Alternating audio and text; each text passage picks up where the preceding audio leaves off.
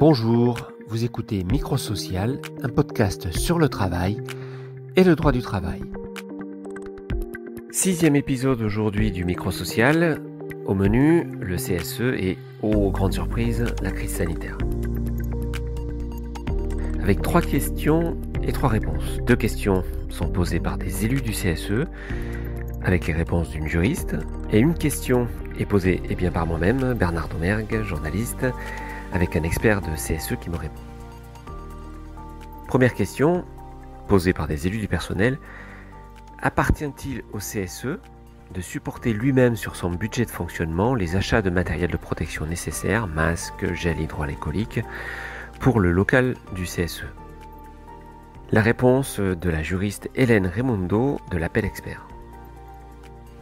Le CSE dispose d'un local, à des permanences, et donc la question c'est qui paye les masques, le gel hydroalcoolique. Là où on pourrait s'appuyer, c'est sur un autre article du Code du travail, qui est l'article L4121-1, qui est le fameux article sur l'obligation de l'employeur en matière de santé et sécurité des salariés.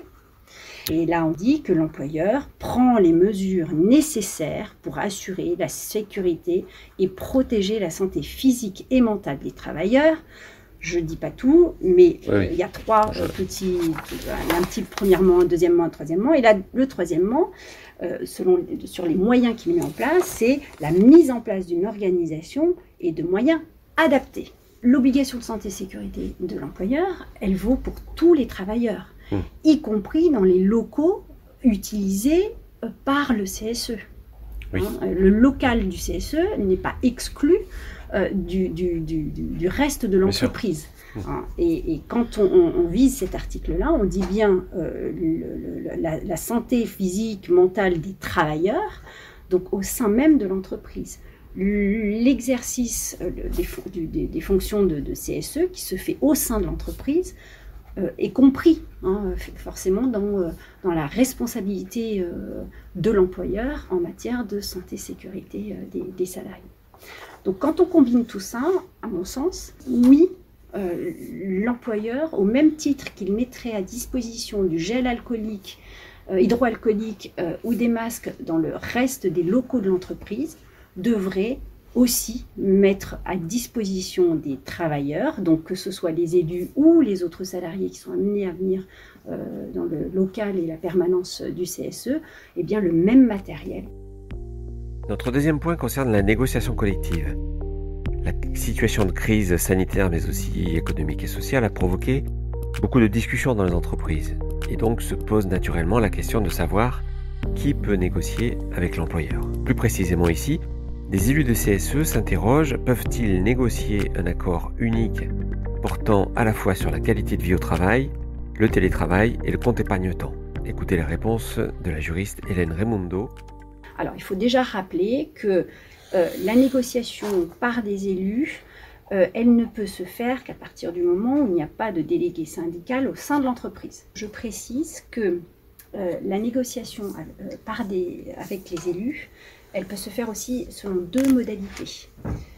Soit par un mandatement de l'organisation syndicale, donc ce sont les élus mandatés par une organisation syndicale, ou les élus non mandatés par une organisation syndicale. Donc les 2 sont possibles. Il faut savoir que par contre, lorsqu'il s'agit d'un CSE, d'une entreprise de 50 salariés et plus, il y a une priorité de la négociation par des élus mandatés. Et c'est à défaut d'un mandat recueilli auprès d'une organisation syndicale qu'à ce moment-là, les élus peuvent négocier un accord collectif sans être mandatés par une organisation syndicale. Voilà. Pour les CSE d'entreprises entre 11 et 50 salariés, on peut négocier sur tous les thèmes. Pour les entreprises de 50 et plus, 50 salariés et plus, 2 distinctions à faire. Selon qu'on est élu mandaté et selon qu'on est élu non mandaté par une organisation syndicale.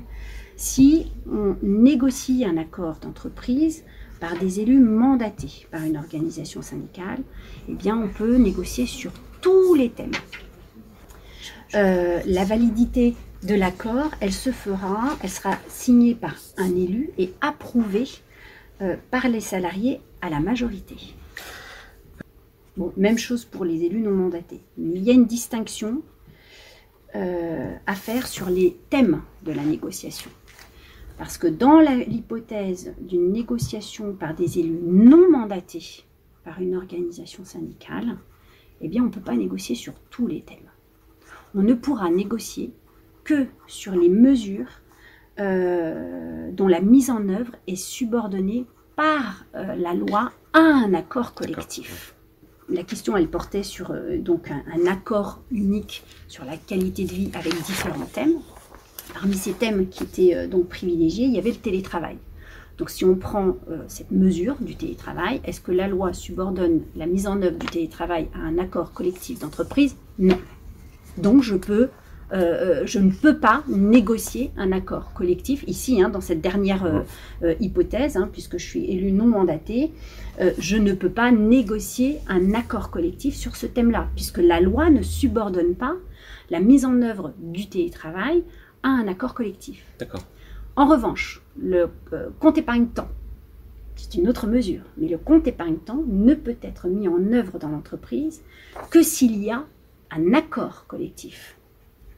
La loi subordonne l'existence d'un accord collectif sur le compte épargne-temps, pour la mise en œuvre du compte épargne-temps dans l'entreprise. Donc, comme ici la loi impose une négociation d'accord collectif, ici, un élu non mandaté va pouvoir négocier sur ce thème-là.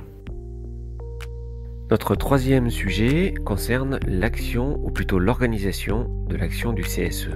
J'ai demandé à Philippe Rodrigue du cabinet Practice comment il voyait aujourd'hui l'enjeu essentiel pour le CSE à la lumière de la crise que nous traversons et s'il avait constaté des pratiques innovantes dans les comités sociaux et économiques. Écoutez sa réponse. La pandémie, c'est un risque biologique qui a eu des conséquences à la fois sur la santé, mais à la fois sur l'organisation, l'économie, les finances. Et ça a montré que le CSE devait appréhender une même question sous des angles différents et complémentaires. Donc, cette crise souligne ce que le CSE avait vraiment comme ambition lors de la création du texte, mais qui restait encore assez abstrait. Le CSE va pouvoir se montrer innovant dans ses capacités de travail collectif. Alors, il peut se montrer, mais j'ai envie de dire qu'il doit se montrer innové dans le travail collectif pour pouvoir justement bénéficier des quelques ressources qui lui restent après la fusion des différentes instances. Je pense que le principal enjeu pour le CSE, ça va être vraiment de développer cette capacité collective de travail. C'est de vraiment bien structurer les différentes commissions, de développer un réel projet pour le mandat du CSE. Je développe beaucoup ça en formation, identifier quels sont les grands axes du mandat, apprendre à travailler en mode projet, à structurer les actions, avoir de la suite dans les idées, donc quand on annonce un point, de le suivre et veiller à ce que ça soit réalisé. Voilà. S'inscrire vraiment dans une pratique de moyen terme, enfin, vraiment agir dans le cadre du mandat et structurer son action sur moyen, long terme, et pour avoir quelques espaces pour gérer les urgences à court terme. Mais vraiment, l'idée, c'est de pouvoir structurer son mandat et pouvoir agir dans le temps. Cette crise sanitaire nous a appris à nous familiariser avec ces outils, et ces outils nous donnent vraiment de nouvelles possibilités, et notamment le fait de pouvoir proposer des entretiens collectifs avec des salariés, chose qui était difficile à réaliser avant.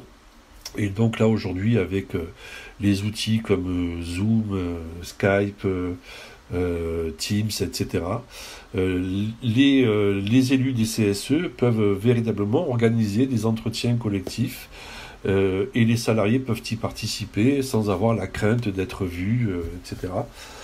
Et y compris entre les représentants du personnel peuvent se réunir beaucoup plus régulièrement, en visio pour faire des points, en petits groupes de travail pour faire des points, avec le WhatsApp aussi où on peut par groupe échanger les informations. Donc le numérique, c'est vraiment un axe intéressant pour faciliter le travail des élus. Ouais. Merci à la juriste Hélène Raimundo de la Belle Expert et à l'ergologue Philippe Rodrigue de Practice pour leur participation. À très bientôt pour un nouvel épisode du podcast Le Micro Social.